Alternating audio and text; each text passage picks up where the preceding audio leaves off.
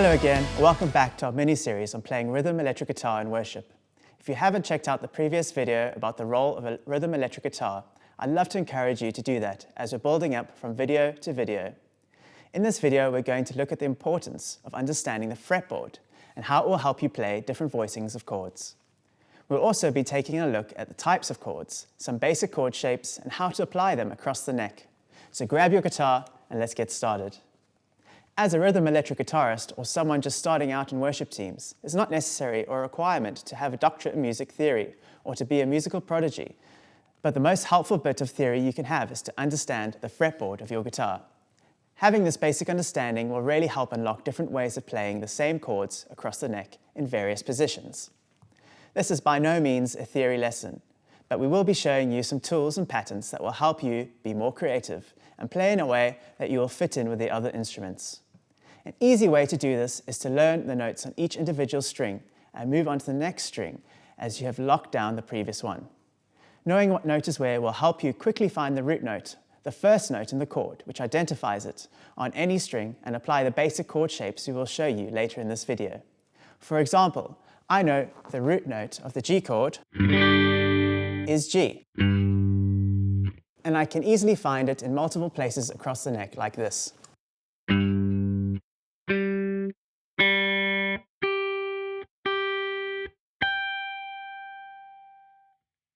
Now that we have a basic understanding of the fretboard, we will use the root notes of each chord as an anchor point for learning the triad chord shapes and how to apply the different inversions.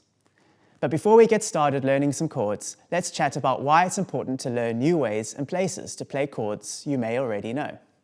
Starting out on guitar, you may already be familiar with your standard open chords, a bit like this: G, C, E minor, and D.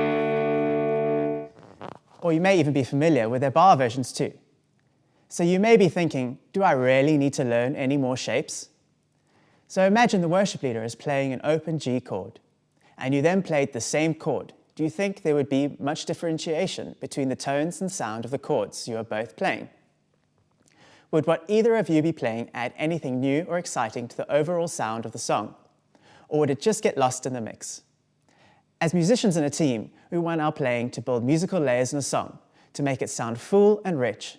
It's a bit like an artist wouldn't paint a picture of an ocean horizon using the same blue for the sea, the sky. You wouldn't be able to tell the difference. They would want their picture to have contrast, and we aim for something similar with our playing. It's important to know how to play chords in different positions on the neck so that we can add contrast to the song, building musical layers, and it will allow space for others and ourselves to be balanced in the mix. Triads are really easy chords to learn as they don't require a lot of theory, and as long as you can identify the position of the root note in the chord and remember its pattern, you can apply them quickly and easily. We will cover the most popular patterns that are played on the E, the B, and the G strings, and provide you with a resource with additional patterns that you can practice by implementing what you learn in this video. The first pattern we're going to look at is the D major shape. This pattern is based on the shape of the open D chord and looks like this. The anchoring note that represents the root note of the pattern for the D triad is on the B string.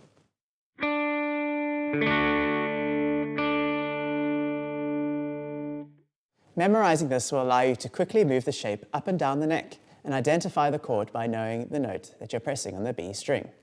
Here are some examples.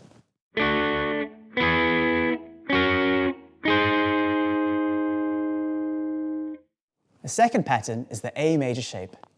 This pattern is based on the shape of the A major chord and looks like this. The root note for the triad is on the G string. Here are a few examples of the major chord using this shape.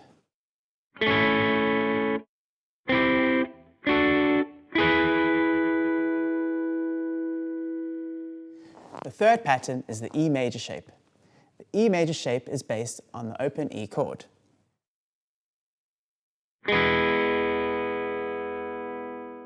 The root note for this triad is on the E string. Here are a few examples. The The fourth pattern is the D minor shape. This pattern is based on the shape of the open D minor chord, and it looks like this. The root note for the D minor triad is on the B string.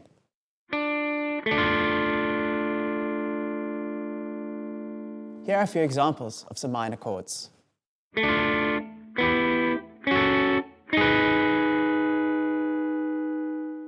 The fifth pattern is the A minor shape.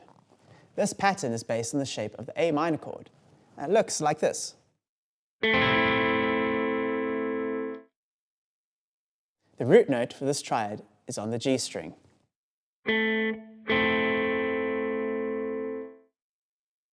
Here are a few examples of some minor chords.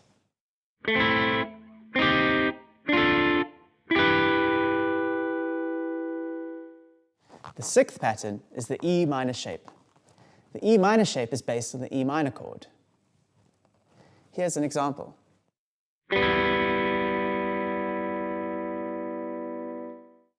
The root note for this triad is on the E string.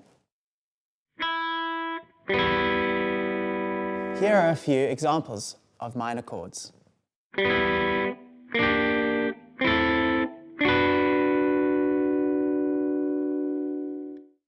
There are a handful of other inversions or alternate patterns of these chords that can be played elsewhere on the neck and on different strings. There will be an accompanying resource for those.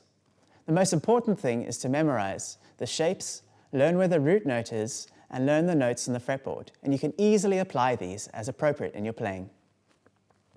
Here is an example of how to apply these triads in the chord sequence in All Hail King Jesus.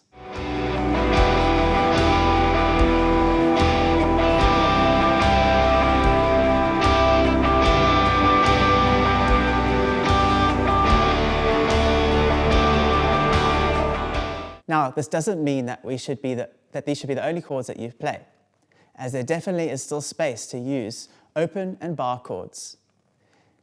These are just more colors in your palette, allowing you to paint a more vibrant picture. The key thing to applying these is to listen and pay attention to what the other instruments are playing and use the appropriate chord shapes to complement what they are doing. We will go over this in more detail in our next videos, as we'll be talking about playing with other instruments. So see you there.